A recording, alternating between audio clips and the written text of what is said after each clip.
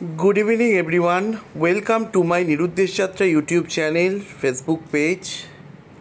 আজকে আমি class 11-এর CBSE বোর্ডের নতুন সিলেবাসের একটা চ্যাপ্টার বঙ্কিমচন্দ্র চট্টোপাধ্যায়ের লেখা বিড়াল এই চ্যাপ্টারটা নিয়ে আজকে আমি আলোচনা করব। আলোচনার পূর্বে বলে রাখি, এই চ্যাপ্টারটা শুধুমাত্র সিবিএসসি বোর্ডের স্টুডেন্টদের জন্য নয়, এটা কিন্তু অনার্সে বা বাংলা অনার্স পড়তে গেলেও এই চ্যাপ্টারটা পড়ানো হয়। এছাড়াও আমরা দেখতে পাবো মধ্যশিক্ষা পর্ষদের 11-এও কিন্তু এই চ্যাপ্টারটা পাঠ্য রয়েছে। সেদিক থেকে আমি সব কিছু মিলিয়ে আলোচনাটা করছি, সবার ক্ষেত্রেই এটা বিশেষ কাজে লাগতে পারে আলোচনাটা। সবার প্রথমে বলে রাখি, বঙ্কিমচন্দ্র চট্টোপাধ্যায়ের কমলাকান্তের দপ্তর থেকে বিড়াল প্রবন্ধটা গৃহীত। কমলাকান্তের দপ্তর হচ্ছে বঙ্কিমচন্দ্র চট্টোপাধ্যায়ের লেখা একটা প্রবন্ধ সংকলন। সেই প্রবন্ধ সংকলন থেকে বিড়াল প্রবন্ধটা নেওয়া হয়েছে। কমলাকান্তের দপ্তরে যে প্রবন্ধগুলো রয়েছে সেই প্রবন্ধগুলো ধারাবাহিকভাবে প্রকাশিত হয়েছিল বঙ্গদর্শন পত্রিকায়। সেই সময় বঙ্কিমচন্দ্র চট্টোপাধ্যায় বঙ্গদর্শন পত্রিকার সম্পাদক ছিলেন। পরবর্তীকালে সেই কমলাকান্তের দপ্তরের নামক প্রবন্ধ গ্রন্থ হিসেবে এটা প্রকাশিত হয়েছে। তাই বিড়াল প্রবন্ধটা একটা বিশেষ গুরুত্বপূর্ণ প্রবন্ধ। এই বিড়াল প্রবন্ধ পড়ানোর আগে আমি কয়েকটা কথা একটু তোমাদের সাথে আলোচনা করব। আমি ক্লাসে যাবার আগে আমি তোমাদেরকে এটা জানিয়ে দিতে চাই যে যারা আমার ভিডিও ফলো করছো, যারা আমার ফেসবুক পেজ বা আমার ইউটিউব চ্যানেলের ভিডিও ফলো করো, তারা যদি কোনো রকম সমস্যা পড়ো, কোনো রকম সমস্যা ফিল করো কিছু নিয়ে, কোনো কোশ্চেন নিয়ে বা কিছু নিয়ে, অবশ্যই তোমরা আমার সঙ্গে যোগাযোগ করতে পারো। ডেসক্রিপশানে আমার নাম্বার রয়েছে। আমার ভিডিওটা ভালো করে বন্ধুদের সাথে শেয়ার করে দাও, যাতে তোমাদের জন্য তোমাদের প্রয়োজনে আরও ভালো ভালো ভিডিও রেডি করে দিতে পারি। আমি ক্লাস সিবিএসসি 11-এর টপিক বলেই এটাকে শুরু করছি। আমি খুব ভেঙে ভেঙে আলোচনা করছি যাতে সব স্ট্যান্ডার্ডের ছেলেমেয়েরা এটা বুঝতে পারে। এবারে আলোচনার পূর্বে আলোচনা করার আগে আমি প্রথমে কিছু কথা জানাচ্ছি। প্রথমত, বঙ্কিমচন্দ্র চট্টোপাধ্যায় একটা কাল্পনিক চরিত্র তৈরি করেছিলেন যার নাম হচ্ছে কমলাকান্ত। কমলাকান্ত বঙ্কিমচন্দ্রের হাত ধরেই প্রথম বঙ্গদর্শন পত্রিকায় আত্মপ্রকাশ করেছিল চরিত্রটা। এই যে বঙ্গদর্শন পত্রিকায় কমলাকান্ত চরিত্রটা যে আত্মপ্রকাশ করলো, এই চরিত্রটা অ্যাকচুয়াল হচ্ছে কমলাকান্ত হচ্ছেন একজন বৃদ্ধ যিনি আফিং খান।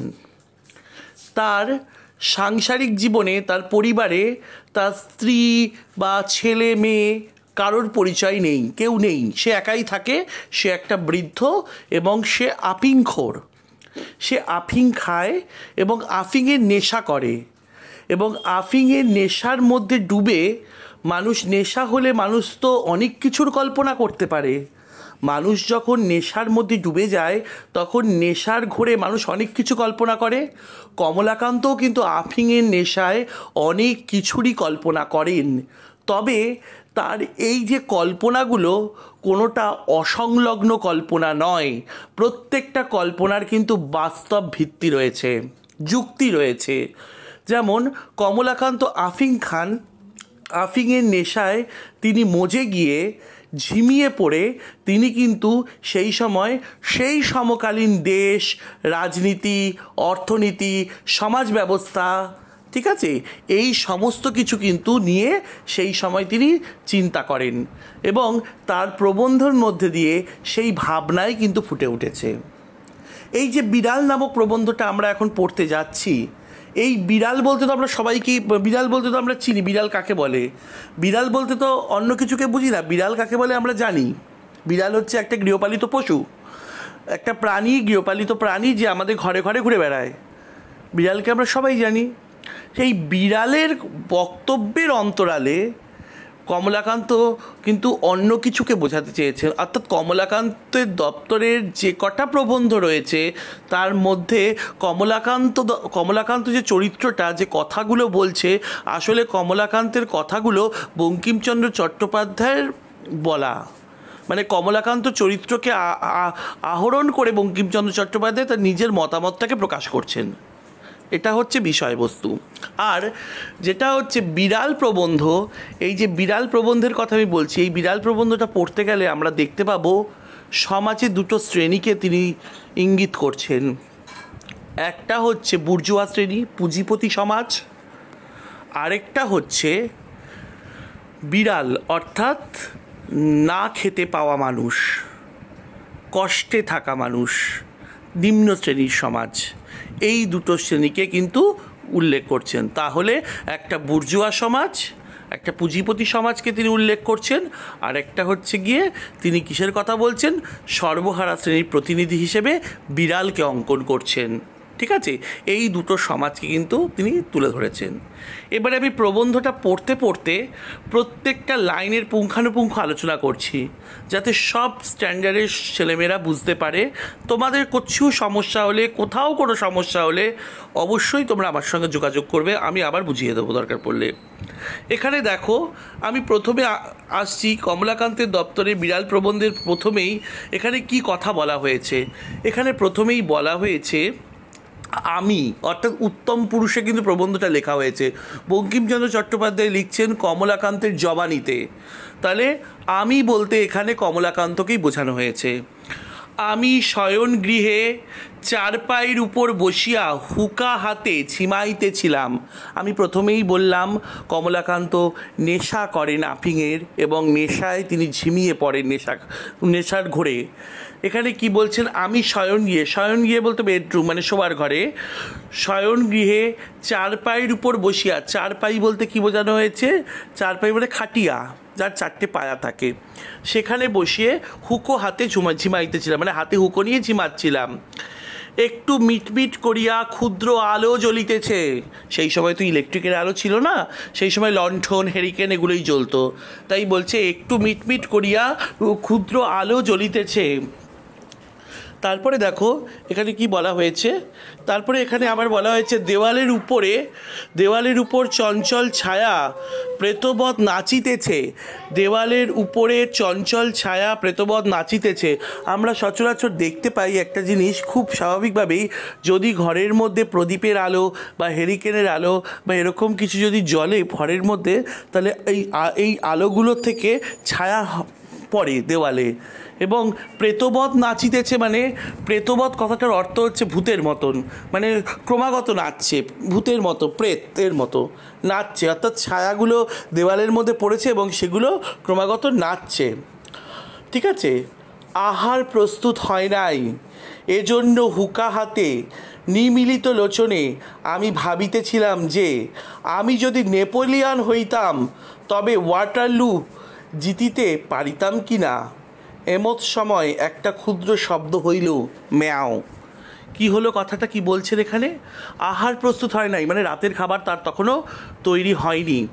এজন্য হুকা হাতে নিমিলিত নয়নে, নিমিলিত নয়ন বলতে মানে চোখটা সম্পূর্ণ বোঝা না, হালকা খোলা, এরকম অবস্থায় আমি ভাবছিলাম যে আমি যদি নেপোলিয়ান হতাম, কারণ যিনি নেপোলিয়ান ছিলেন তিনি কিন্তু ওয়াটারলু যুদ্ধ জিততে পারেননি। তাই কমলাকান্ত ভাবছেন আমি যদি নেপোলিয়ান হতাম আমি কি জিততে পারতাম যুদ্ধটা, ওটা ভাবছেন। ঠিক আছে, এমন সময় একটা শব্দ হলো, কিসের শব্দ, বিড়ালের শব্দ, ম্যাও। চাইয়া দেখিলাম, হঠাৎ কিছু বুঝিতে পারিলাম না। প্রথমে মনে হইল ওয়েলিংটন হঠাৎ বিড়ালত্ব প্রাপ্ত হইয়া আমার নিকট আফিঙ্গ ভিক্ষা করিতে আসিয়াছে। প্রথমে আমার দেখে মনে হলো যে ওয়েলিংটন এসেছে বিড়ালের মতন হয়ে আমার কাছে আফিং চাইতে। ঠিক আছে, প্রথম উদ্যমে পাষাণবৎ কঠিন হইয়া বলিব মনে করিলাম যে ডিউইক মহাশয়কে ইতিপূর্বে যথোচিত পুরস্কার দেওয়া গিয়াছে, এক্ষণে তাহার অতিরিক্ত পুরস্কার দেওয়া যাইতে পারে না। বিশেষ অপরিমিত লোভ ভালো নহে। ডিউইক বলিল, মেয়াও। এখানে কিন্তু একটা বিশেষ গুরুত্বপূর্ণ কথা বলেছে, কি, বিশেষ অপরিমিত লোভ ভালো নহে। যাকে যতটুকু দেওয়া হয়েছে ততটুকুই তার প্রাপ্য বা দরকার, বেশি লোভ করা কখনোই ভালো নয়। ঠিক আছে, ওই জন্য এই যে এই একটা তত্ত্ব, এটা হচ্ছে বঙ্কিমচন্দ্রের একটা মানে বঙ্কিমচন্দ্রের চিন্তাভাবনার দিক থেকে এই তত্ত্বটা কমলাকান্তের জবানি দিয়ে উঠে এসেছে কি অপরিমিত লোভ ভালো নয়। আন্ডারলাইন করে রাখো লাইনটা, ঠিক আছে। এবারে কি বলছে এখানে, ডিউইক মহাশয়কে ইতিপূর্বে যথোচিত পুরস্কার দেওয়া হয়েছে, এক্ষণে তার অতিরিক্ত পুরস্কার দেওয়ার দরকার নেই, তাহলে অপরিমিত লোভ ভালো নয়। ডিউইক বলিল মেয়াও। তখন চক্ষু চাইয়া ভালো করিয়া দেখিলাম যে ওয়েলিংটন নহে, একটি ক্ষুদ্র মার্জার। তাহলে কি বলছে, তখন ভালো করে চোখ মেলে দেখলাম আমি যাকে এতক্ষণ ওয়েলিংটন ভাবছিলাম, যাকে ডিউইক ভাবছিলাম, সে নয়, ওরা কেউ নয়, এটা একটা ক্ষুদ্র মার্জার। মার্জার কথার অর্থ হচ্ছে বিড়াল, এটা ক্ষুদ্র মার্জার। প্রসন্ন আমার জন্য যে দুগ্ধ রাখিয়া গিয়াছে তাহা নিঃশেষ করিয়া উদরসাৎ করিয়াছে। আমি তখন ওয়াটারলুর মাঠে ব্যূহ রচনায় ব্যস্ত, অত দেখি নাই। বলছে এই ক্ষুদ্র মার্জারটি মানে এই বিড়ালটি আমার ঘরে ঢুকে, প্রসন্ন বলতে এখানে বলে রাখা দরকার, প্রসন্ন হচ্ছে আরেকটা ক্যারেক্টার, প্রসন্ন হচ্ছে গোয়ালিনী। প্রসন্ন গোয়ালিনী কমলাকান্তকে দুধ জাতীয়, দুধ, মাখন, ঘি, তারপরে ছানা, পনির এগুলো মানে সরবরাহ করে আর কি কমলাকে, ঠিক আছে। তাই প্রসন্ন গোয়ালিনী যে কমলাকান্তের জন্য যে দুধ রেখে গেছে ঘরের মধ্যে, সে দুধ মানে কখন বিড়ালটি ঢুকে খেয়ে নিয়েছে কমলাকান্ত সেটা লক্ষ্য করেনি। তিনি এতক্ষণ কী নিয়ে চিন্তা করছিলেন, ওয়াটারলু, ঠিক আছে, ওয়াটারলু, তারপরে ডিউইক, এই সমস্ত কথা চিন্তা করছিলেন, ওয়েলিংটন এই সমস্ত কথা চিন্তা করছিলেন, ওয়াটারলুর যুদ্ধ নিয়ে চিন্তা করছিলেন। তাই আমি এখানে উদরসাৎ মানে পুরো নিঃশেষ করে দিয়েছে, মানে পেট ভর্তি করে খেয়ে নিয়েছে, হ্যাঁ বিষয় মানে বিড়ালটা। আমি তখন ওয়াটারলুর মাঠে ব্যূহ রচনায় ব্যস্ত, অত দেখি নাই। লাইনটা আন্ডারলাইন করো। ব্যূহ মানে কি? ব্যূহ হচ্ছে একটা, আমি ব্যূহ কথাটা অনেক পুরনো, মহাভারত বা রামায়ণে এই ব্যূহ শব্দের প্রচুর ব্যবহার আছে। যেমন দেখো চক্রব্যূহ, নাগব্যূহ, এই যে ব্যূহ কথাটা, এটা হচ্ছে যখন কোনো যুদ্ধ করতে যাওয়া হয় সেই যুদ্ধ করার প্ল্যাটিংটা কি হবে এটা ব্যূহর মধ্যে দিয়ে প্রকাশিত হয়, এইটাকে বলা হয় ব্যূহ। অর্থাৎ কীরমভাবে সৈন্যগুলোকে দাঁড় করালে, কিভাবে মানে সেনা সামন্তকে দাঁড় করালে যুদ্ধে জিততে পারবে রাজা, সেই চিন্তাভাবনাটা করেন, এইটাকে বলা হচ্ছে ব্যূহ, ঠিক আছে। চক্রব্যূহ মানে চক্রের মতো গোল করে দাঁড়াবে, নাগব্যূহ মানে সাপের মতো দাঁড়াবে, এইটা হচ্ছে ব্যূহ। মানে বিরোধী পক্ষ যখন আসছে সেই বিরোধী পক্ষকে আক্রমণ করার জন্য একটা প্ল্যান করতে লাগে কিভাবে সৈন্য সামন্তকে দাঁড় করাবে। কমলাকান্ত এখানে ওয়াটারলুর যুদ্ধেরকে নিয়ে একটা ব্যূহ রচনা করছিলেন, অর্থাৎ প্ল্যান প্রোগ্রাম চিন্তাভাবনা করছিলেন। আর বিড়ালটা কখনো সে দুধ খেয়ে গেছে কমলাকান্ত সেটা লক্ষ্য করেননি, ঠিক আছে। অত দেখি নাই। এক্ষণে মার্জার সুন্দরী নির্জল দুগ্ধপানে পরিতৃপ্ত হইয়া আপন মনের সুখে জগতে প্রকটিত করিয়া অভিপ্রায় অতি মধুর স্বরে বলিতেছে ম্যাও। তাহলে এতক্ষণ এই মার্জার সুন্দরী বলতে বিড়ালকে তো এমনিই দেখতে সুন্দর, আমাদের বিড়াল দেখলেই ভালো লাগে, লোমশ হয়, বেশ সুন্দর দেখতে, তাই ওকে মার্জার সুন্দরী বলে সম্বোধন করেছে। বিড়ালটা নির্জল দুগ্ধপানে পরিতৃপ্ত হইয়া, নির্জল দুগ্ধ মানে যে দুধের মধ্যে জল মেশানো নেই, খাঁটি দুধ, ঠিক আছে, সেই দুগ্ধ পান করে পরিতৃপ্ত হয়ে আপন মনের সুখে এ জগতে প্রকটিত করিবার অভিপ্রায়ে অতি মধুর স্বরে বলিতেছে ম্যাও। অর্থাৎ কিছু বলতে চাইছে বিড়ালটা। এখানে দেখলাম বিড়াল সুন্দর করে সব দুধ খেয়ে, নির্জল মানে জল ছাড়া দুধ, খাঁটি দুধ খেয়ে বিড়ালটা মনের সুখে আনন্দ পেয়ে মধুর স্বরে কিছু বলতে চাইছে ম্যাও বলে। বলতে পারি না বুঝি তাহার ভিতর একটু ব্যঙ্গ ছিল, বুঝি মার্জার মনে মনে হাসিয়া আমার পানে চাহিয়া ভাবিতেছে কেহ মরে বিল ছেচে কেহ খায় কই। অর্থাৎ এই যে কথাটা বলেছেন এই কথাটা কিন্তু একটা মানে রয়েছে, বিশেষ মানে। কি বলছেন, এই যে মার্জার সুন্দরী যে আমাকে হয়তো বলতে চাইছে, মেয়াও কথাটা যে বলছে আমার দিকে তাকিয়ে, মেয়াও কথাটার মানে হয়তো কমলাকান্তের মনে হয়েছে মার্জার সুন্দরী আমাকে এইটাই বলতে চাইছে, দুধ কিনলো কে খেলো কে? আপনি তো দুধটা পয়সা দিয়ে কিনে এনেছেন, আপনার জন্যই রাখা ছিল, আপনি কি খেতে পারলেন? খেতে পারলেন না, খেলাম আমি। তাই এখানে মার্জার সুন্দরী হেসে আমাকে ব্যঙ্গ করে এই কথাটাই বলতে চাইছে যে কেহ মরে বিল ছেঁচে, কেহ খায় খই। কেউ বিল কেটে কেটেই মরল, সেই বিলের কইটা কেউ খেলো, অন্য কেউ কই মাছটাকে খেলো। ঠিক আছে, এটাই বোঝাতে চাইছে। এইটা একটা কিন্তু প্রবাদ, কেহ মরে বিল ছেঁচে, কেহ খায় কই। ঠিক আছে, খুব ইম্পর্টেন্ট, লাইনটা আন্ডারলাইন করে রাখো। বুঝি সেও ম্যাও শব্দে একটু মন বুঝিবার অভিপ্রায় ছিল। তাহলে বিড়ালটা যে ম্যাও বলল, সেই ম্যাও কথাটার মধ্যে বিড়ালটার মনটা বোঝার একটা বিশেষ ইচ্ছা ছিল। বুঝি বিড়ালের মনের ভাব, তোমার দুধ তো খাইয়া বসিয়া আছি, এখন বলো কি? বিড়াল দুধ খেয়ে হয়তো কমলাকান্তকে বলছে যে তুমি রেখেছিলে তোমার জন্য দুধ, আমি তো খেয়ে বসে আছি, এখন তুমি কি বলো, কি করবে? বলি কি, আমি তো ঠিক করিতে পারিলাম না। দুধ আমার বাপেরও নয়, দুধ মঙ্গলার, দুই আছে প্রসন্ন। তাহলে কি বলছে? এটা খুব স্বাভাবিক কথা। কমলাকান্ত বলছে আমি কি বলবো, দুধটা কি আমার বাপের দুধ? আমার বাপের দুধ না, দুধটা হচ্ছে গিয়ে মঙ্গলার, মানে মঙ্গলা গাইয়ের দুধ। আর ওটাকে দুইয়েছে কে? প্রসন্ন দুইয়েছে, গোয়ালিনী প্রসন্ন দুইয়েছে। অতএব যে দুগ্ধে আমারও সে অধিকার, বিড়ালেরও তাই। স্বাভাবিক। এখানে কিন্তু একটা জিনিসকে তুলে ধরা হচ্ছে যে যেটা আমরা চিন্তা ভাবনা করি যে আমি টাকা দিয়ে জিনিসটা কিনেছি, জিনিসটা আমি ছাড়া অন্য কেউ ভোগ করবে না, বা আমার চেনা জানা মানুষ ছাড়া অন্য কেউ ভোগ করবে না, যেটা আমরা ভাবি, সেই ভাবনা চিন্তাটাকে লঙ্ঘন করছেন বঙ্কিমচন্দ্র। দুধ হচ্ছে একটা পার্থিব জিনিস, অর্থাৎ যেটা খাদ্যবস্তু, খাবার জিনিস, মানুষ খেয়েছে, সেটাতে কমলাকান্তেরও যেরকম অধিকার আছে এবং বিড়ালেরও কিন্তু সেরকমই অধিকার রয়েছে। তাই অতএব যে দুগ্ধ আমার যে অধিকার, বিড়ালেরও তাই। সুতরাং রাগ করিতে পারি না, লাইনটা আন্ডারলাইন করো, সুতরাং রাগ করিতে পারি না। তবে চিরাগত একটি প্রথা আছে যে বিড়াল দুগ্ধ খাইয়া গেলে তাহাকে তাড়াইয়া মারিতে যাইতে হয়। আমি যে সেই চিরাগত প্রথার অবমাননা করিয়া মনুষ্যকুলে কুলাঙ্গার স্বরূপ পরিচিত হইব, ইহাও বাঞ্ছনীয় নয়। কমলাকান্ত কী ভাবছে? যে বিড়াল যদি এসে দুধ খেয়ে যায়, তাহলে বিড়ালকে সবসময় আমরা লাঠি দিয়ে তাড়া করি, মারতে যাই, এটাই কিন্তু স্বাভাবিক দেখতে পাওয়া যায়। বিড়াল যদি দুধ খেয়ে যায়, বিড়ালকে আমরা লাঠি দিয়ে তাড়া করি, মারতে যাই, এটাই কিন্তু স্বাভাবিকভাবে দেখতে পাওয়া যায়। কিন্তু যদি আমি বিড়ালটাকে না মারতে যাই, ঠিক আছে, চিরাগত প্রথা অবমাননা করিয়া মনুষ্যকুলের কুলাঙ্গার স্বরূপ পরিচিত হইব, আমি যদি এই প্রথাটাকে অবমাননা না করি, বিড়ালটাকে যদি আমি না মারতে যাই, তাহলে আমি মানুষের মধ্যে একটা কুলাঙ্গার বলে পরিচিত হব, এটা বাঞ্ছনীয় নয়।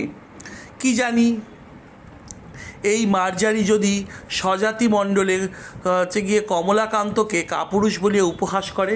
কমলাকান্ত ভাবছে এই মার্জারি যদি তার বিড়াল বন্ধুদের কাছে গিয়ে বলে আমি যদি দুধ চুরি করি, কমলাকান্ত কিছুই বলে না। যদি কমলাকান্ত একটা কাপুরুষ, মার্জারি গিয়ে যদি তার বিড়াল বন্ধুদেরকে এরকম কথা বলে, তাই এই কথা চিন্তা করে কি করলো, কাপুরুষ বলিয়ে উপহাস করে। অতএব পুরুষের ন্যায় আচরণ করাই বিধেয়। কমলাকান্ত ভাবলো তাই আমার পুরুষের ন্যায় আচরণ করাই বিধেয়, বিড়ালটাকে গিয়ে মারি। ঠিক আছে, বিধেয়।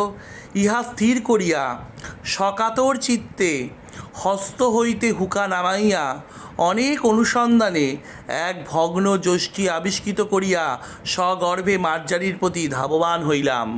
তাহলে কি করছে? এইটা স্থির করলাম, স্থির করে উনি কি করলেন, সকাতর চিত্তে হস্ত হইতে হুকা নামাইল, অর্থাৎ মার্জারিকে মারবে বলে তিনি হাত থেকে হুকোটা নামালেন। অনেক অনুসন্ধান করে, মানে ঘরের মধ্যে খুঁজে টুজে অনেকটা ভাঙা লাঠি জোগাড় করলেন, যষ্টি মানে হচ্ছে লাঠি জোগাড় করলেন, এবং সগর্ভে মার্জারির প্রতি ধাবমান হইলেন, মানে বিড়ালটাকে মারবে বলে এগিয়ে গেলেন, তেড়ে গেলেন। মার্জারি কমলাকান্তকে চিনিত, সে যষ্টি দেখিয়া বিশেষ ভীত হওয়ার কোনো লক্ষণ প্রকাশ করিল না। মার্জারি মানে বিড়ালটা কমলাকান্তকে জানতো, ও কমলাকান্তের চরিত্র সম্পর্কে জানতো, তাই বিড়ালটা কমলাকান্তকে দেখে ভয় পেয়ে পালিয়ে গেল না, লাঠি দেখে ভয় পেয়ে পালিয়ে গেল না, কেবল আমার মুখর পানে চাইয়া হাই তুলিয়া একটু সরিয়া বসিল। কমলাকান্তকে দেখে বিড়ালটা কি করলো, হাই তুলে একটু সরে বসলো, বলিল মেয়াও, আবার বলল মেয়াও। প্রশ্ন বুঝিতে পারিয়া যষ্টি ত্যাগ করিয়া পুনরায় শয্যায় হাসিয়া হুকা লইলাম। তখন দিব্যকর্ণ প্রাপ্ত হইয়া মার্জারির বক্তব্য সকল বুঝিতে পারিলাম। এই জায়গাটা দেখো। তখন বিড়ালটা যখন ম্যাও বলল, তখন কমলাকান্ত বুঝতে পারলো এই ম্যাওয়ের ভেতরে অন্য কোনো কিছু লুকিয়ে রয়েছে, বিড়ালটা অন্য কিছু বলতে চাইছে তাকে। ঠিক আছে, তাই কমলাকান্ত বিড়ালটাকে না মেরে আবার সে খাটে এসে বসলো, যেখানে বসেছিল সেখানে এসে বসলো, লাঠিটাকে রেখে দিল এবং পুনরায় শয্যায় এসে বসলো, হুকোটা হাতে নিল। তখন দিব্যকর্ণ প্রাপ্ত হইয়া, দিব্যকর্ণ মানে আমাদের ন্যাচারাল কান, মানে নর্মাল কানে আমরা যেটা শুনি, ঠিক আছে, সেই কান নয়। দিব্যকর্ণ প্রাণ মানে দেবতা প্রদত্ত কানে বিড়ালের মুখ থেকে কমলাকান্ত তখন অন্য কিছু শুনছে। ঠিক আছে, মার্জারি সকল বক্ত বুঝিতে পারিলাম। এইখান থেকে কিন্তু শুরু হচ্ছে বিড়াল আর কমলাকান্তের মধ্যে কিছু কথোপকথন। এই যে বিড়াল আর কমলাকান্তের মধ্যে যে কথোপকথনটা এখানে শুরু হচ্ছে, এই কথোপকথনটার মধ্যে দিয়ে উঠে আসছে আমাদের সমকালীন সমাজ ব্যবস্থার বিবরণ। বিড়াল এখানে সর্বহারা শ্রেণীর প্রতিনিধি, আর সাধারণ মানুষ থেকে শুরু করে অন্যান্য মানুষেরা যার কথা বলছি, বুর্জোয়া বা পুঁজিপতি সম্প্রদায়ের প্রতিনিধি। সমাজে দুটো শ্রেণীকে ভাগ করা হয়েছে, একটা হচ্ছে সমাজে উচ্চ শ্রেণী, একটা সমাজের সর্বহারা শ্রেণী। এইখানে কথাবার্তার মধ্যে দিয়ে আমরা সাম্যবাদের কথা পাচ্ছি, যেমন কার্ল মার্কস, লেনিন, ঠিক আছে, এই জিনিসগুলো আমাদের কিন্তু এই সমাজে মানে চিন্তাভাবনাগুলো, তাদের ভাবনা চিন্তাগুলো কিন্তু এই লেখার মধ্যে দিয়ে কিন্তু খুবভাবেই উঠে আসছে। হ্যাঁ, যেটা বলতে গেছিলাম সেটা হচ্ছে গিয়ে এখানে আমরা বিড়াল আর কমলাকান্তের কিছু কথোপকথন আমরা দেখতে পাচ্ছি। দেখো, আমি শুরু করছি। বুঝলাম যে বিড়াল বলিতেছে, মারপিট কেন? স্থির হইয়া হুকো হাতে করিয়া একটু বিচার করিয়া দেখো দেখি, এ সংসারে ক্ষীর, স্বর, দুগ্ধ, দধি, মৎস্য, মাংস সকলই তোমরাই খাইবে, সকলই তোমরা খাইবে, আমরা কিছু পাইব না কেন? এখানে একটা খুব গুরুত্বপূর্ণ কথা বলছে বিড়াল। বিড়াল বলছে ওই যে মারতে গেছিল কমলাকান্ত, তাই বলছে মারপিট কেন? স্থির হইয়া হুকো হাতে নিয়ে একটুখানি বিচার করে দেখো দেখি, এই সংসারের মধ্যে ক্ষীর, স্বর, দুগ্ধ, দধি, মৎস্য, মাংস এগুলো শুধু তোমরা খাবে, আমরা কিছু পাবো না কেন? তোমরা মানুষ, আমরা বিড়াল, প্রভেদ কি? বলছি এটার মধ্যে প্রভেদ কি? তোমরা মানুষ, আমরা বিড়াল, এটাই কি তফাৎ? তোমাদের ক্ষুধ পিপাসা আছে, আমাদের কি নাই? বিড়াল বলছে তোমাদের খিদা পায়, তেষ্টা পায়, আমাদের কি পায় না? আমাদের কি নাই? তোমরা খাও, আমাদের আপত্তি নাই, কিন্তু আমরা খাইলে তোমরা কোন শাস্ত্র অনুসারে ঠ্যাঙা লাঠি লইয়া মারিতে আইসো, তাহা আমি বহু অনুসন্ধানে পাইলাম না। বিড়াল কিন্তু একটা খুব গুরুত্বপূর্ণ কথা বলছে ভালো ভালো খাবার দাবার দেখলে তোমরা খাও, এতে আমার কোনো আপত্তি নেই, কিন্তু আমরা যদি খাই, আমরা যখনই এরকম ভালো ভালো খাবার খাই, তাহলে তোমরা কেন ঠ্যাঙা লাঠি এগুলো নিয়ে আমাদের মারতে চলে আসো, আমাদেরকে খুঁজে বের করে মারতে থাকো? এটা কোন শাস্ত্রে লেখা আছে? তোমরা আমার কাছে কিছু উপদেশ গ্রহণ করো, তোমরা আমার কাছে কিছু উপদেশ গ্রহণ করো। অর্থাৎ এখানে সর্বহারা শ্রেণীর মানুষদেরকে সবসময়ই এরকমভাবে তাচ্ছিল্য হতে হয়। তারা মানে এখানে দেখবে বুর্জোয়া শ্রেণীর মানুষেরা সবসময় নিজের ভালোটা বোঝে, নিজের জিনিসটাকে আদায় করে নেয়। যখনই দেখছে সর্বহারা শ্রেণীর কিছু ভালো খাচ্ছে বা ভালো করছে, তখনই কিন্তু তার প্রতি আক্রমণাত্মক বাক্য উচ্চারণ করে বা কিছু করতে শুরু করে। তখন সে নিজের ভালোটা বোঝে শুধুমাত্র, অন্য কাউকে দেখতে পারে না। তাই বিড়াল একটা বলছে, তোমার আমার কাছ থেকে কিছু উপদেশ গ্রহণ করো, বলছে আমার কাছ থেকে কিছু উপদেশ নাও। বিজ্ঞ চতুষ্পদের কাছে শিক্ষালাভ ব্যতীত তোমাদের জ্ঞানোন্নতির উপায়ন্তর দেখি না। বলছে আমার মতো চারপাই একটা জীবের কাছ থেকে উপদেশ নেওয়া ছাড়া তোমার কোনো জ্ঞান উন্নত হবে বলে আমার মনে হচ্ছে না। তোমাদের বিদ্যালয় সকল দেখিয়া আমার বোধ হয় তোমার এতদিনে এ কথাটি বুঝিতে পারিয়াছ। তোমরা যে বিদ্যালয়ে পড়ো, যেখান থেকে জ্ঞান অর্জন করো, সেখান থেকে সামান্য এই শিক্ষাটুকু শিখতে পারো না যে তোমার যেমন খিদে আছে, তোমার যেমন তেষ্টা আছে, তোমার যেমন কষ্ট হয়, সেটা আমাদেরও হতে পারে। যদি আজ তোমার হতো, এই জ্ঞানটা যদি তোমার মধ্যে থাকতো, তাহলে আমি সামান্য দুধ খেয়েছি বলে তুমি আমাকে লাঠি নিয়ে তাড়া করতে না মারার জন্য। বিড়াল কমলাকান্তকে বোঝানোর চেষ্টা করছে, দেখো শয্যাশায়ী মনুষ্য, অর্থাৎ শয্যাশায়ী মনুষ্য কথাটা কেন বলেছে? মানুষ আরামপ্রিয়, শয্যায় হেলিয়ে মানুষের বয়ে বসে শুয়ে দিন চলে, তাই এখানে শয্যাশায়ী মনুষ্য। ধর্ম কি? পরোপকার আছে, পরোপকারী বা পরম ধর্ম। এই দুগ্ধটুকু পান করিয়া আমার পরম উপকার হইয়াছে। আচ্ছা, ধর্মের কথা এখানে আসছে। বঙ্কিমচন্দ্র কিন্তু এই কথাটা বারবার বঙ্কিমচন্দ্রের অন্যান্য প্রবন্ধে বা বিভিন্ন জায়গাতেও আমরা দেখতে পেয়েছি। ধর্মের কথা বলতে গিয়ে বঙ্কিমচন্দ্র বলেছে পরোপকারী পরম ধর্ম। ঠিক আছে, তোমার জন্য আমি যদি কিছু ভালো করতে পারি, সেটাই কিন্তু হচ্ছে গিয়ে একটা পরম ধর্ম। হয়তো তুমি আমার কিছু ভালো করলে না, কিন্তু আমি তোমার তো ভালো করতে পেরেছি, এটা কিন্তু একটা বিশাল বড় পরম ধর্ম। এখানে বিড়াল কিন্তু অন্য দিক দিয়ে বলছে, দেখো কি হলো, এই দৃষ্টিটুকু পান করি, এই দুগ্ধটুকু পান করিয়া আমার পরম উপকার হইয়াছে। বিড়াল কমলাকান্তের দুধ খেয়েছে, বলছে এই দুগ্ধটুকু পান করে আমার খুব উপকার হয়েছে। তোমার আহরিত দুগ্ধে এই পরোপকার সিদ্ধ হইল, অতএব তুমি সেই পরম ধর্মের ফলভাগী। ঠিক আছে, আমি চুরি করি আর যাই করি, আমি তোমার ধর্ম সঞ্চয়ের মূলীভূত কারণ, অতএব আমাকে প্রহার না করিয়া আমার প্রশংসা করো, আমি তোমার ধর্মের সহায়। কি বলছে? আজকে আমি তোমার দুধ খেয়েছি, তার মানে তোমার দুধটা আমি পান করেছি, এবং এই দুধটা পান করে আমি আরাম পেয়েছি, আমার শরীরটা পুষ্ট হয়েছে। এই জন্য ফল ভোগ করছে কে? তুমি ফল ভোগ করছো। অর্থাৎ তুমি আমাকে দুধ দিলে, আমি খেয়েছি, এবং খাওয়ার ফলে আমি শরীরে আরাম বোধ করছি, আমি পুষ্ট লাভ করছি। তাহলে তোমার জন্য আমি দুধটা খেতে পেরেছি, দুধটা তো তোমার জন্য আনা ছিল, তোমার জন্য আমি দুধটা খেতে পেরেছি, এবং এই ফলটা তুমি ভোগ করছো। আমি চুরি করে খাই আর যা করেই খাই, আমি তোমার ধর্ম সঞ্চয়ের মূলীভূত কারণ। তুমি যে ধর্মটা সঞ্চয় করলে, তুমি যে একটা ভালো মহৎ কাজ করলে, এর কারণ কি? আমি। অতএব আমাকে প্রহার করো না, আমাকে প্রহার না করে আমার প্রশংসা করো। আমি তোমার ধর্মের সহায়, আমি তোমার ধর্মটা বাঁচিয়েছি, তোমার ধর্মটাকে উন্নত করেছি, আমাকে প্রশংসা করো। দেখো আমি চোর বটে, কিন্তু আমি কি সাত করিয়া চোর হইয়াছি? খাইতে পাইলে কে চোর হয়? একদম খুব জীবন্ত প্রশ্ন, মানুষের মুখের সামনে দাঁড় করিয়ে দিয়েছে এত বড় একটা জীবন্ত প্রশ্ন বঙ্কিমচন্দ্র কমলাকান্তের জবানিতে। কি বলছে?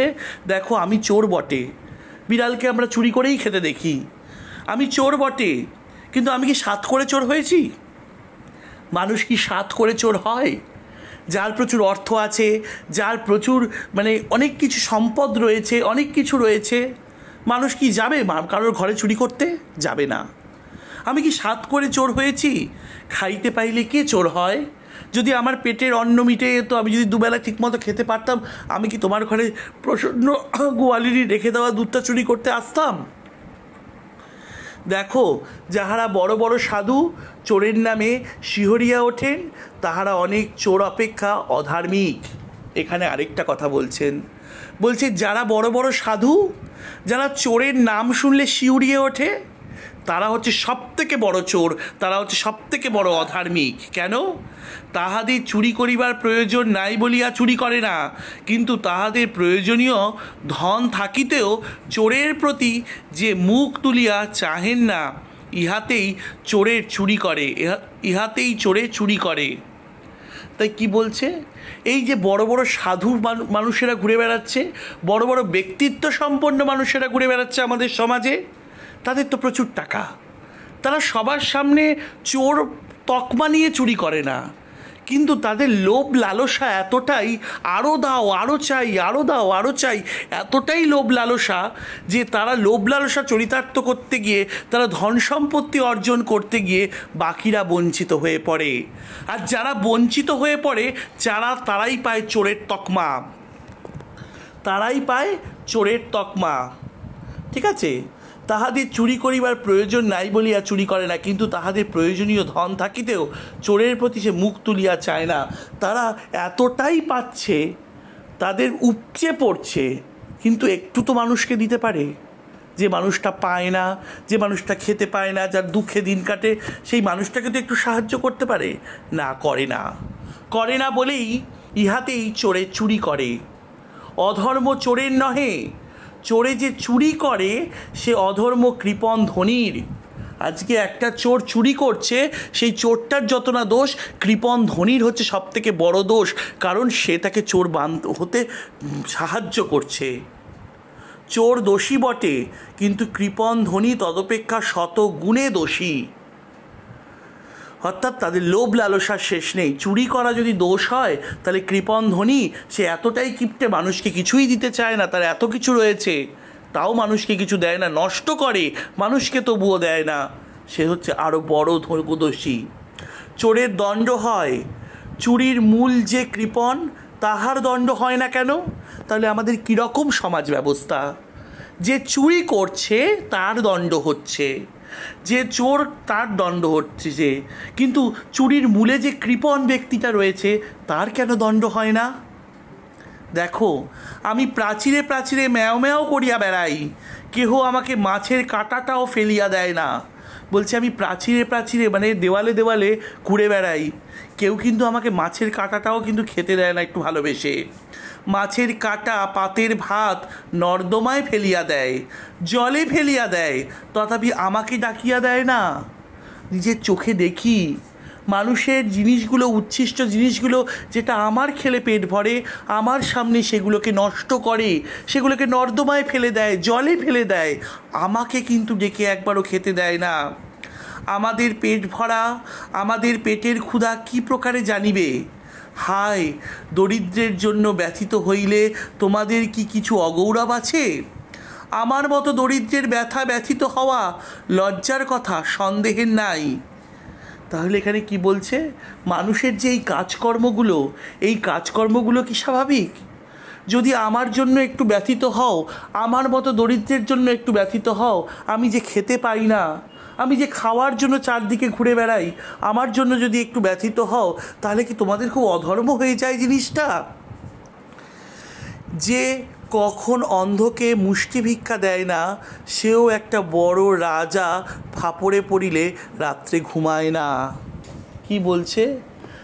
মানুষ এমনও আছে যে অন্ধ ব্যক্তিকে দেখলেও একটা পয়সা, মুষ্টি পর্যন্ত, এক মুঠো ভিক্ষে পর্যন্ত দেয় না, কিন্তু সে রাজার ফাপড়ে পড়লে, সেও একটা বড় রাজার ফাপড়ে পড়লে চিন্তায় তার রাতে কিন্তু ঘুম আসে না। কি হবে, রাজামশাই আমাকে নিয়ে কী করবে, কি আমার জীবনে হবে, নানান চিন্তা করে কিন্তু তারও ঘুম হয় না। কিন্তু যে মানুষটা খেতে পায় না, তার কি অবস্থা? সকলেই পরের ব্যথায় ব্যথিত হইতে রাজি। অর্থাৎ কি বলছে? আমরা কিন্তু অসহায় সর্বহারা মানুষগুলোকে নিয়ে ভাবি না। তেলা মাথায় তেল দেওয়া হচ্ছে আমাদের স্বভাবজাত বৈশিষ্ট্য। যার প্রচুর আছে, যে সমাজে উচ্চ সম্পন্ন মানুষ, তাকে কিন্তু আমরা মন ভরে দিই। তাকে দেওয়ার আগে আমরা ভাবি, আজ একটা বিশাল বড় বাড়িতে আমার নিমন্ত্রণের আয়োজন হয়েছে, নিমন্ত্রণপত্র পেয়েছি, আমি নিমন্ত্রণ রক্ষা করতে যাব। স্ট্যাটাস মেনটেন করার জন্য আমি কিন্তু ভাববো তাকে কোন জিনিসটা উপহার দেওয়া যায়, এটা দিলে ভালো হবে, সেটা দিলে ভালো হবে। কেন? তার তো অলরেডি অনেক কিছু রয়েছে, তার তো কোনো কিছুর অভাব নেই, তাও আমরা স্ট্যাটাস মেনটেন করে একটা জিনিস দিই, কারণ সমাজে আমাকে টিকে থাকতে হবে তার স্ট্যাটাস অনুযায়ী। কিন্তু একটা সাধারণ মানুষ, একটা দরিদ্র মানুষের ঘরে যখন আমার নেমন্তন্ন হয়েছে, যার ঘরে যখন আমি যাচ্ছি কোনো একটা উপহার দেব, আমরা কিন্তু 7-5 না ভেবে, ও আচ্ছা ও ওরকম, ওকে একটা কিছু দিয়ে দিলেই হয়ে গেল, আমরা কিন্তু এটা ভাবি। এটা কিন্তু বাস্তব, এটা তখনও হতো, এখনও হচ্ছে, এটাকে কিন্তু আমরা কেউ অস্বীকার করতে পারি না। তাই এখানে কিন্তু একটা কথা বলছে, যে লাইনটা হারিয়ে গেল, হ্যাঁ, এখানে কিন্তু একটা কথা বলছে, দেখো কি বলছে, তোমাদের কি কিছু অগৌরব আছে? আমার মতো দরিদ্রের ব্যথায় ব্যথিত হওয়া লজ্জার কথা, সন্দেহ নাই। যে কখনো অন্ধের মুষ্টি ভিক্ষা দেয় না, সেও একটা বড় রাজার ফাপড়ে পড়িলে রাত্রে ঘুমায় না। সকলেই পরের ব্যথায় ব্যথিত হইতে বা রাজি, তবে ছোট লোকের দুঃখ কাতর ছি কে হইবে। তাহলে বলছে সবাই তো তেলা মাথায় তেল দিতে রাজি আছে, তাহলে যে এই যে সর্বহারা শ্রেণী যাদের কিছুই নেই তাদের জন্য কাতর কে হবে। দেখো দেখি অমুক শিরোমণি কি তমুক ন্যায়লঙ্কার আসিয়া তোমার দুধটুকু খাইয়া যাইতেন, তবে তুমি কি তাহাকে ঠ্যাঙা লইয়া মারিতে আসিতে। খুব গুরুত্বপূর্ণ কথা বলছে। বলছে আমি আজকে একটা সাধারণ বিড়াল, তোমার দুধে মুখ দিয়েছি, তোমার দুধটা খেয়ে নিয়েছি বলে তুমি আমাকে লাঠি নিয়ে মারতে আসছো। আজকে যদি কোনো একটা নামকরা লোক তোমার বাড়িতে এসে অমুক শিরোমণি বা অনুমুক ন্যায়লঙ্কার মানে সমাজের গণ্যমান্য কোনো ব্যক্তি তোমার বাড়িতে এসে যদি তোমার দুধটা খেত, তুমি কি তাকে লাঠি নিয়ে মারতে আসতে? বরং জোরহাত করিয়া বলিতে আরেকটু কি আনিয়া দিব, বরং তাকে বলতে বসিয়ে বলতে আরে আমি আরেকটু এনে দিচ্ছি খাও তুমি, বলতে নাকি? অবশ্যই বলতে। তবে আমার বেলায় লাঠি কেন? তুমি বলিবে তাহারা অতি পণ্ডিত বড় মান্য লোক। পণ্ডিত ও মান্য বলিয়া কি আমার অপেক্ষা তাহার ক্ষুধা বেশি? কমলাকান্তকে বলছে তুমি হয়তো বলবে তারা পণ্ডিত লোক, তারা মান্য লোক, তাই তাদের বাড়িতে এলে তাদেরকে বসিয়ে আপ্যায়ন করে আরও খাওয়াতাম। কিন্তু হিসাব করে দেখো তো, সে মান্য লোকই হোক আর যাই হোক, খাওয়ার দিক দিয়ে কি দুটো শ্রেণীর মানুষের খিদে কি কিছু কম বেশি পায়? যারা বুর্জুয়া শ্রেণী তাদের কি খিদে বেশি পায়, আর যারা সর্বহারা শ্রেণী তাদের কি খিদে কম পায়? আমার খিদে আর তোমার খিদের মধ্যে কি তফাৎ আছে? খিদে তো তোমারও পায়, খিদে তো আমারও পায়। তাহলে তাহলে কেন এই ভাগাভাগি? বলিয়া কি আমার অপেক্ষা তাহার ক্ষুধা বেশি? তা না, তা তো নয়। তেলা মাথায় তেল দেওয়া মনুষ্য জাতির রোগ, লাইনটা আন্ডারলাইন করো। বলছে তেলা মাথায় মানুষ চিরকাল তেল দিয়ে এসছে, এটা মনুষ্য জাতির রোগ। দরিদ্রের ক্ষুধা কে বুঝবে না? যে খাইতে বলিলে বিরক্ত হয় তাহার জন্য ভোজনের আয়োজন করো, আর যে ক্ষুধার জ্বালায় বিনা আহ্বানেই তোমার অন্ন খাইয়া ফেলে চোর বলিয়া তাহার দণ্ড করো। ছি ছি, কি বলছে? খুব ভালো কথা। তোমরা মানুষকে নেমন্তন্ন করো, বাড়িতে অতিথিকে ডেকে আনো, সে খেতে পাচ্ছে না, তাকে জোর করে আরেকটু দেবো বলে সেদে সেদে খাওয়াও। তার পেট ভরে গেছে, সে খেতে পাচ্ছে না, তাও তুমি তাকে জোর করে ডেকে ডেকে খাওয়াচ্ছ।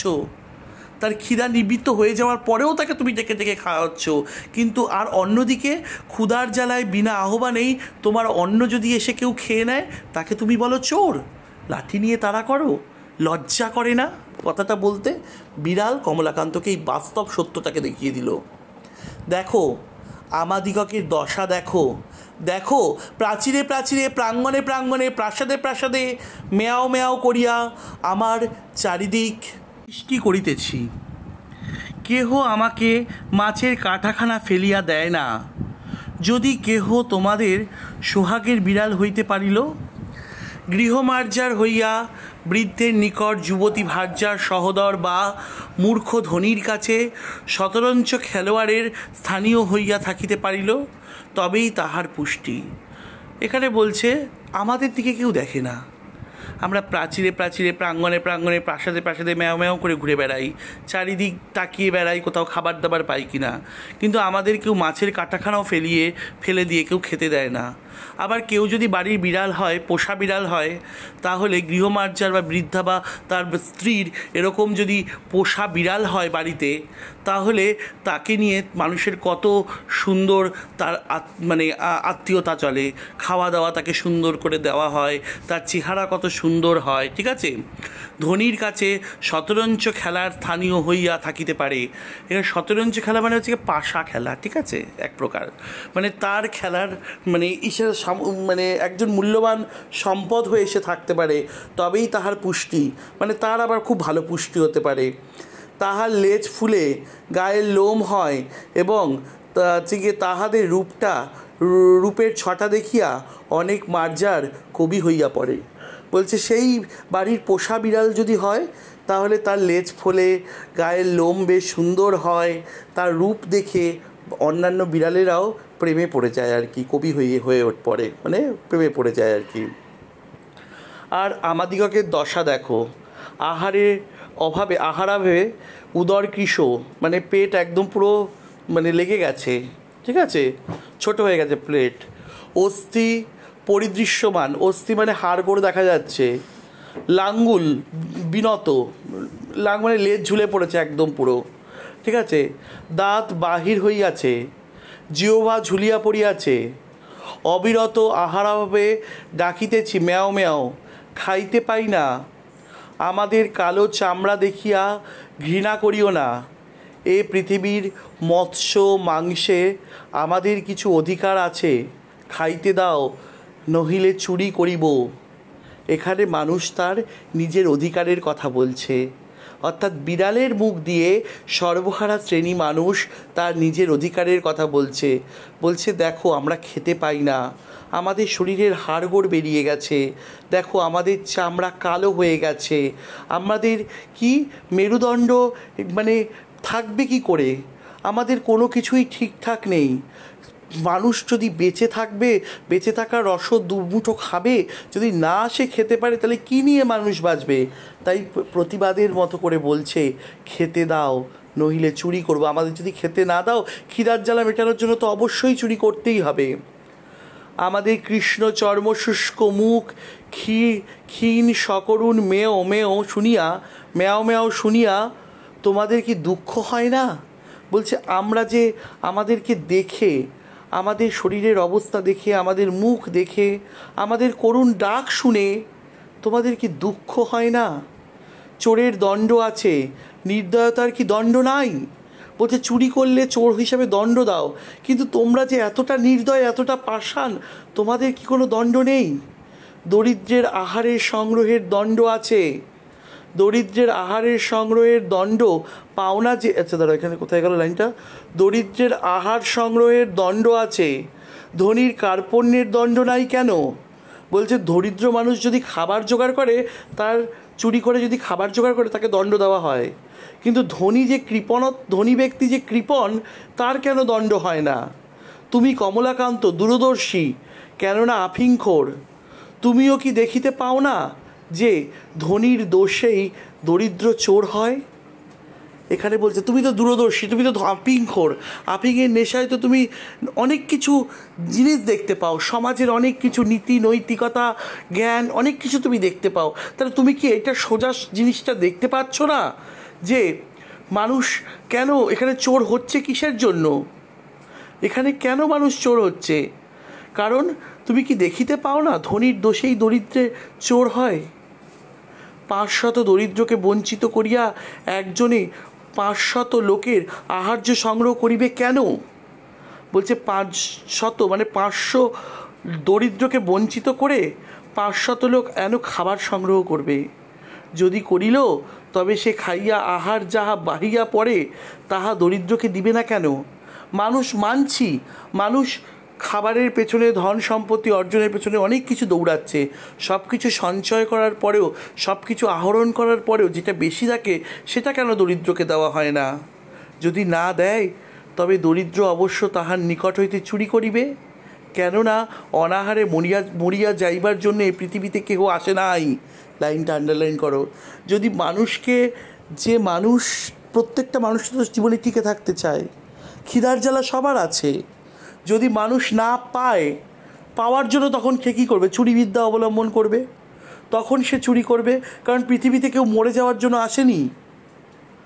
আমি আর সহ্য করিতে না পারিয়া বলিলাম, আমি বলতে কে বলেছি? কমলাকান্ত, কারণ কমলাকান্তের জবানিতেই লেখা হচ্ছে আমি আর সহ্য করিতে না পারিয়া বলিলাম, থামো থামো মার্জার পণ্ডিত, তোমার কথাগুলো ভারী সোশ্যালিস্টিক, সমাজ বিশৃঙ্খলার মূল।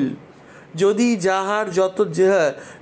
যাহার যত ক্ষমতা সে তত ধন সঞ্চয় করিতে না পায়, অথবা সঞ্চয় করিয়া চোরের জ্বালায় নির্বিঘ্নে ভোগ করিতে না পায়, তবে কেহ আর ধন সঞ্চয় যত্ন করিবে না, তাহাতে সমাজের ধনবৃদ্ধি হইবে না।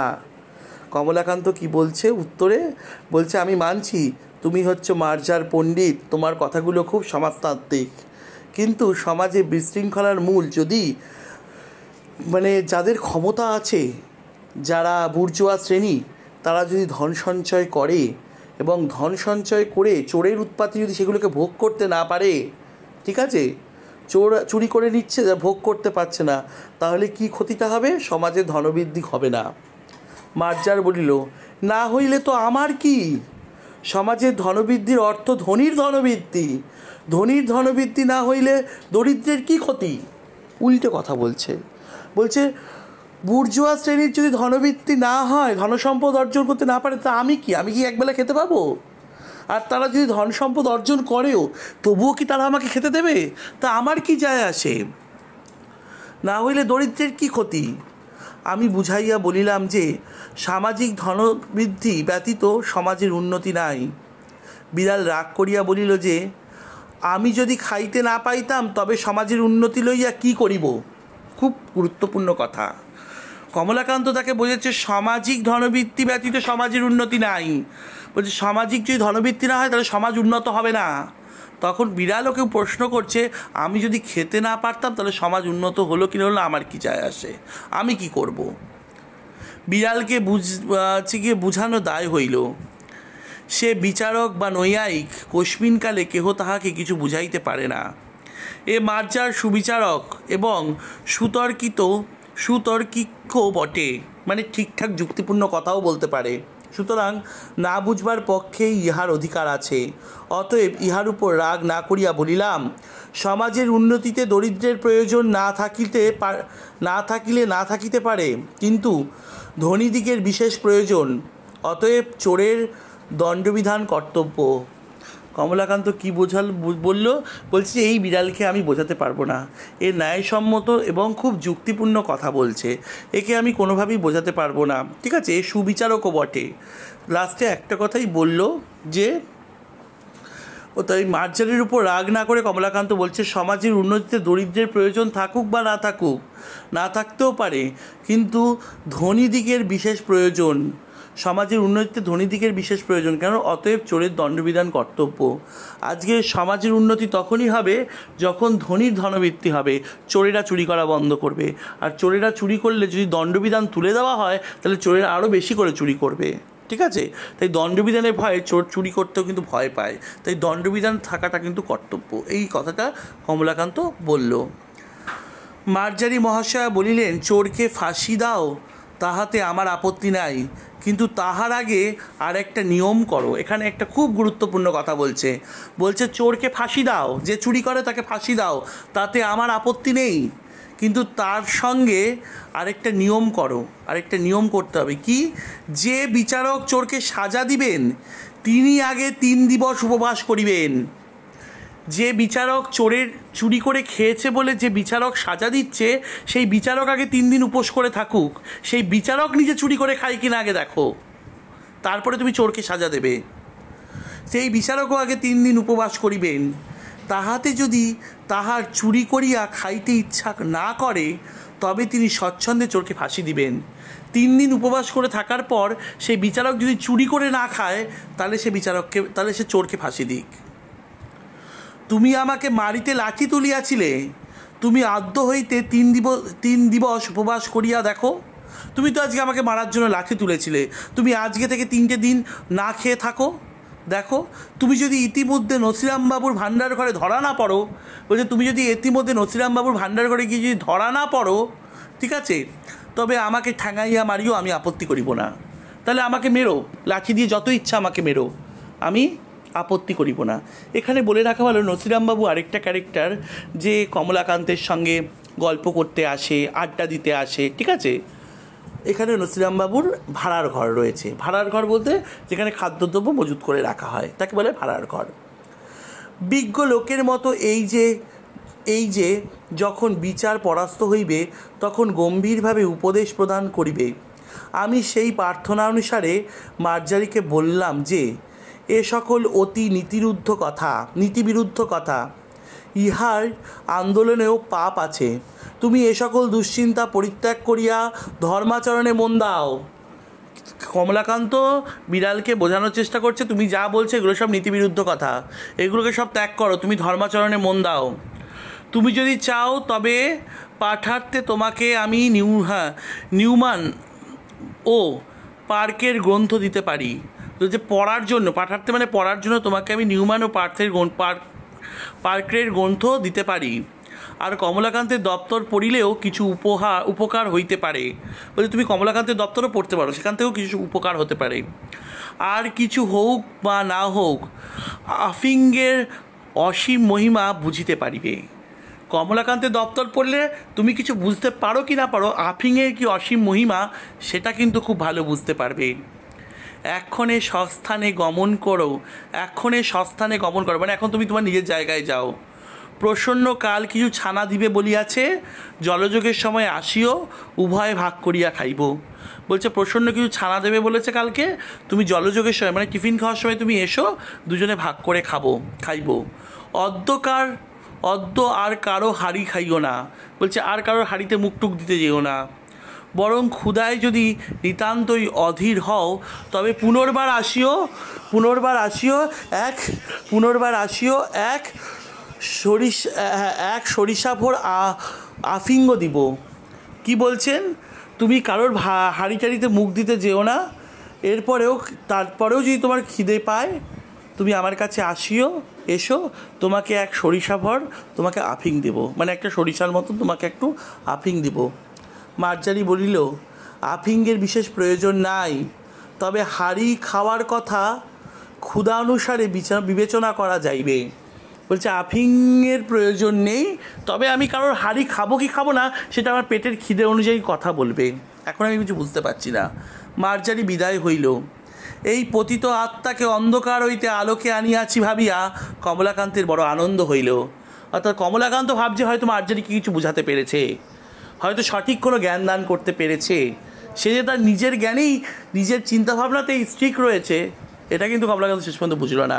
কী ভাবছে, কি মনে করছে, এই পতিত আত্মাকে অন্ধকার হইতে আলোতে আনিতে পারিছি বলিয়া কমলাকান্ত মনে মনে আনন্দ পেল। অর্থাৎ এই কথা চিন্তা করে কমলাকান্ত আনন্দ পাচ্ছে। ঠিক আছে, এই হচ্ছে গিয়ে কমলাকান্তের দপ্তরের বিড়াল প্রবন্ধের পুঙ্খানুপুঙ্খ আলোচনা।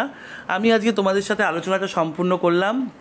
প্রত্যেকটা লাইন, প্রত্যেকটা অর্থ ধরে ধরে তোমাদের সাথে আমি আলোচনা করে দিলাম। এরপরে এর কোশ্চেন আনসার নিয়েও আলোচনা করব। তোমরা একটু আমার পাশে থাকো, এভাবে আমার চ্যানেলটাকে ফলো করো এবং তোমার বিভিন্ন বন্ধুদের সাথে শেয়ার করো, এবং আমার সঙ্গে তোমরা কন্টিনিউয়াস কথা বলতে পারো, যোগাযোগ করতে পারো, প্রশ্ন থাকলে জিজ্ঞেস করতে পারো। ডেসক্রিপশানে আমার হোয়াটসঅ্যাপ নাম্বার এবং এমনকি ফেসবুক পেজের ডিটেলস সবই আমার ডেসক্রিপশানে দেওয়া থাকে, আমার ফোন নাম্বার সবই থাকে, তোমরা আমার সঙ্গে যোগাযোগ করতে পারো।